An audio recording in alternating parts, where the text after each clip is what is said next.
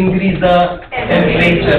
इसके लिए अपने सिलेबस में जब हम टेम्परेचर कोएफिशिएंट कैलकुलेट करते हैं, temperature coefficient is nothing but K2 upon K1, where K2 is nothing but the temperature plus 10 degree Celsius and it is at the normal temperature। मतलब ये K1 आपने निकाला है T पे और K2 आपने निकाला है प्लस 10 डिग्री, तो आपको इसका जो वैल्यू मिलता है वो 2 से 3 के बीच का मिलता है। आप 2 को सिलेक्ट करते हो, क्या सिलेक्ट करते हो, and you will write down that when the temperature increases by what degree Celsius, the rate constant get double। ये स्टेटमेंट क्यों आया बुक के अंदर? ये स्टेटमेंट इसी के लिए आया क्योंकि टेम्परेचर कोएफिशिएंट आपको 2 से 3 के बीच का मिला। आपने मिनिमम वैल्यू लिया 2 का कि भाई इतना तो बढ़ेगा। That is why the K final is equal to K initial 2 raised to delta T upon 2 upon 10 delta T upon। तो अगर मैंने बोल दिया एक रिएक्शन 300 केल्विन पे है और उसको मैं 320 पे लेके चला गया, तो ये तो K1 हो गया, यहाँ पर क्या हो गया K2। मैंने भाई K2 पता कितना है, तो तुम बोलेंगे सर 20 डिग्री लेके गया। There is a difference of how many degree? मतलब delta T is 20 divide by 10, तो 2 raised to 2, sir 4 time increase. मैंने नहीं, मैं 340 तक लेके जाऊँ, तो 40 upon 10 4, 2 raised to 4 is what sir 16 time बढ़ेगा। So that is the effect of temperature।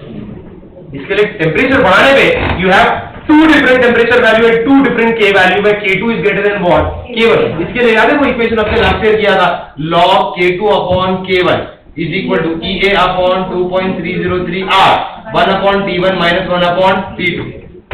अरे यार ये ठीक है, तो ये इक्वेशन क्यों निकाला था तुमने कि 2 डिफरेंट टेम्परेचर होगा तो 2 डिफरेंट K वैल्यू होगी, बट क्या कांस्टेंट रहने वाला है? And always in this K2 will be greater than what K1 and T2 will be greater than what। समझा? तो if I say if you increase temperature, does the speed of the reaction increase? Yes। Activation energy constant, then how it increases? The number of molecules, that's just very simple। temperature बढ़ाओ, भूलना नहीं, the number of molecules carrying activation energy will what increase। And if you add a catalyst, तो catalyst देखो ये अपना graph है, इसकी activation energy है ये। अगर तुम कैटलिस्ट ऐड करोगे तो कैटलिस्ट क्या करेगा पता है? ये ग्राफ ऐसा आएगा, मतलब एक अलग पाथ में देखिए एक्टिवेशन एनर्जी कम कर देगा। जैसे फॉर एग्जांपल मैंने आपको एग्जांपल दिया था इसका, यहाँ पर एक्टिवेशन एनर्जी कितनी थी 50 किलो जूल, सही है। And in 50 kilo joules only 20 molecule can form a product, isn't it और not? Isn't it or not? Only 20 molecule can form what a product। तुम इसमें कैटलिस्ट ऐड कर दो, कैटलिस्ट क्या करेगा? एक्टिवेशन एनर्जी, तो टेम्परेचर को कुछ नहीं कर रहा है, वो क्या कर रहा है? Activation energy. अगर वो एक्टिवेशन एनर्जी कम कर दिया और 40 से वो लेके चला गया 30 किलो जूल, कितना लेके चला गया? सब मॉलिक्यूल आ जाएंगे, क्योंकि सारे मॉलिक्यूल्स का बैरियर क्रॉस हो जाएगा, क्योंकि बैरियर ही आपने कम कर दिया। और come on, I hope you are getting it, कि आपने एक्टिवेशन एनर्जी 50 से किस पे लेके आ गई 30 पे। अब ये तो इनकी नॉर्मल एनर्जी थी जो एक्टिवेशन एनर्जी को मैच कर गई, और कुछ की तो उनसे ज्यादा भी है, तो ये सब के सब क्या बना देंगे? प्रोडक्ट। तो मतलब 2 तरीका है रिएक्शन को स्पीड करने का, या तो तुम टेम्परेचर बढ़ाओ और मॉलिक्यूल की एनर्जी बढ़ा के उनको एक्टिवेशन तक पहुंचाओ, या तो फिर कैटलिस्ट ऐड करो और बैरियर को ही कम करो। जैसे हम टीचर्स कैटलिस्ट होते हैं, बैरियर कम कर देते हैं, लेकिन आप अगर खुद से पढ़ना टाइम चालू कर दोगे तो आप खुद एक्टिवेशन एनर्जी तक पहुंचाओ। तो टेम्परेचर इंक्रीज करने पे एक्टिवेशन एनर्जी पे कोई फर्क नहीं पड़ता, but number of molecule carrying activation energy will what increase. But on adding catalyst what happens to the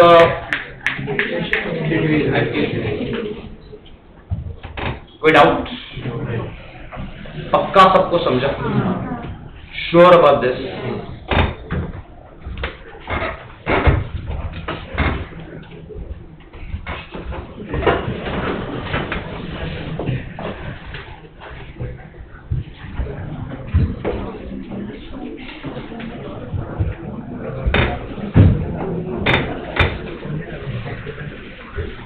कितनी गंदी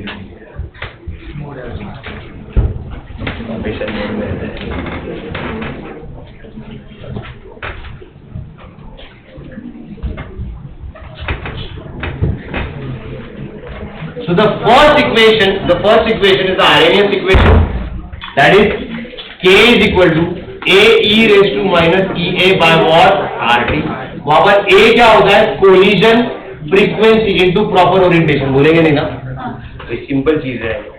ए is what, frequency factor which is equal to collision frequency into what, proper orientation. अच्छा, K और ए का unit क्या होता है, same unit हो गया दोनों का। अच्छा, दूसरा इक्वेशन अगर लॉग यूज कर लिया, log to the base 10 k is equal to log to the base 10 a minus ea upon। अच्छा, उसके बाद if you take two different temperatures, we take two different temperatures, then log to the base 10 k2 upon k1 is equal to ea upon 2.303 r 1 upon t1 minus 1 upon t2, where K2 is always greater than K1 and T2 greater than T1। मतलब सम read करते हुए देखने का जो बड़ा temperature का value दिया होगा K का, वो आपका K2 होगा और वो T2 होगा, मिस्टेक नहीं करना। Okay, fourth, here in this case if we plot a graph, अगर हम लोगों ने प्लॉट किया है यहाँ पर, that is log K versus what 1 by T, तो उसका स्लोप क्या निकलेगा, EA minus EA upon 2.303 R, ठीक है। लेकिन अगर हम कैटलिस्ट ऐड कर दें तो कैटलिस्ट क्या करता है, तो वहां पर इक्वेशन क्या हो जाएगा, log to the base 10 K2 upon K1 is equal to EA1 minus EA2 upon 2.303 RT। Sir temperature change नहीं किया आपने, क्या चेंज किया है, क्यों चेंज किया आपने, क्या ऐड किया, सो EA1 will be without catalyst and EA2 will be what, ये छोटा वैल्यू है ना, ठीक है। तो अब हमारा मेन स्टेटमेंट क्या था, एज टेम्परेचर इंक्रीजेस, ठीक है, activation energy remains what constant, but what we can find, number of molecules with activation energy increases, rate of the reaction increases। अच्छा, अगर हम लोगों ने if we add what catalyst, तो catalyst क्या करता है, एक्टिवेशन एनर्जी को डिक्रीज करता है और रेट को बढ़ाता है, ठीक है। Plus for every 10 degree rise in temperature, चलो बोलो, for every 10 degree rise in temperature the rate constant double, so K final is equal to K initial into 2 raised to delta D by 10, where 2 आपका coefficient है, temperature coefficient अभी बताया था मैं, ठीक है। तो हर 2 डिग्री, हर 10 डिग्री पे रेट ऑफ द रिएक्शन क्या होते जाएगा, डबल होते जाएगा। कोई डाउट यहाँ पे किसी का, पक्का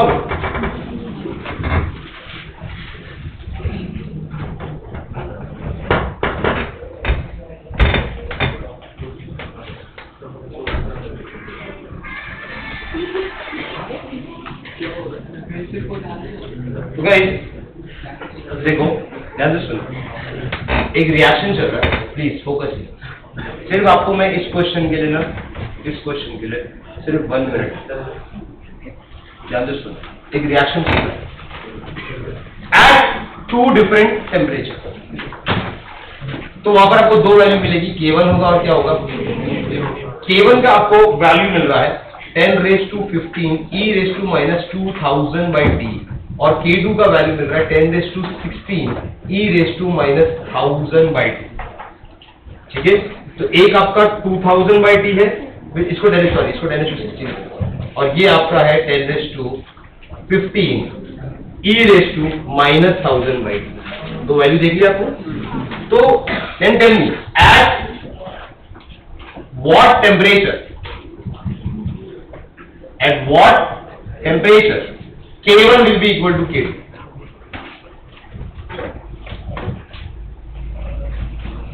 सिर्फ वो टेम्परेचर का मेरे को फ्रैक्शन चाहिए, फाइनल आंसर भी नहीं, फ्रैक्शन कि वो टेम्परेचर का क्या फ्रैक्शन है जब पर K1 is equal to K2। Time starts now.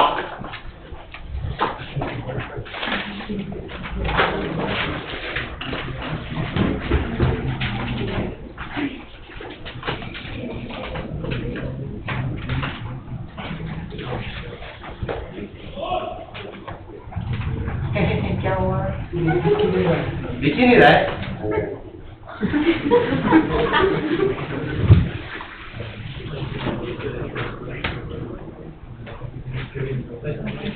थोड़ा तशरीफ को सबका की इधर आ जाइए।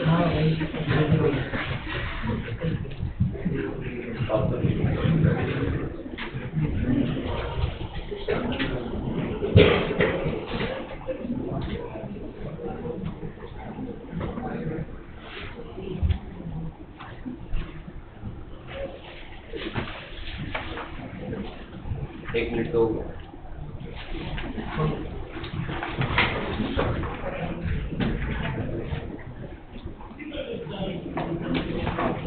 इस क्वेश्चन का हिंट तो क्वेश्चन में दिया है that k1 is equal to what? इसका मतलब ये हो गया कि 10 raised to 16 e raised to minus 2000 by t is equal to 10 raised to 15 e raised to minus 1000 by t। ये कैंसिल हुआ, ये 10 बचेगा। e को हटाना है तो log to the base e लगाना पड़ेगा, तो ln 10 log to the base e of raised to the power, तो वो हो जाएगा minus 2000 upon what t, log to the base e of e is what 1 is equal to, यहाँ पर तो सिर्फ बचेगा minus 1000 upon what t, ये वो साइड चला गया तो 2000 minus 1000 हो जाएगा, log to the base e of 10 is equal to 1000 upon 2। ये साइड लेके जाओगे तो सबट्रैक्ट हो जाएगा। अच्छा, इसको हटा के मुझे log to the base 10 लगाना है और यहाँ पर क्या मल्टीप्लाई करना है 2.303, जिसको मैं यहाँ लेके आ सकता हूँ 2.303 और log 10 का वैल्यू कितना होता है 1, तो t यहाँ पर चला गया, मतलब ये आपका फाइनल आंसर हो गया sir. t is nothing but 1000 upon 2.303 calculate. ये 2014 या 15 का क्वेश्चन। क्यों तुमने log को पहले ही लगा चुका है, ln e लगा चुका है वो दोनों साइड यहाँ लगाया ना मैंने, तभी तो ये 1000 पर बाबूजी ये देखो log to the base e of e 1 होता है, जैसे log to the base 10 of 10 क्या होता है, जैसे log to the base e of e 1 होता है। अच्छा, इसको तुमने कर दिया minus 1000 upon t, तो log a raised to b is b log a, log a raised to b is what b log a, तो log to the base e of power यहाँ पर आ जाएगा, that is minus 1000 upon t log to the base e of e, तो ये value आपने क्या लिया 1, तो ये बचा ना। केमिस्ट्री यहाँ पर खत्म हो गया, ये पूरा मैथ है। आपने क्या सिंपल है, log a raised to b is b log a, तो log to the base e log है तो वही होगा ना, b log a होगा,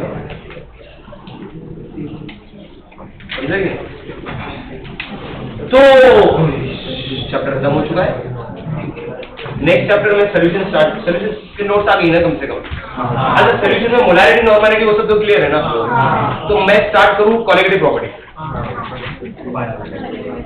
अरे कम ऑन यार, वो सब तो क्लियर है ना, molarity normality mole fraction and all, so I should start with colligative property और एंड करूंगा मैं एब्नॉर्मल मास, पोलर मास, ठीक है? तो next chapter is the solution next Monday, ठीक है? चलो then, take care. I hope everyone understood this entire chapter properly. ऐसी बेस्ट जाओ ना स्लोली। चलो टेक केयर, बाय बाय।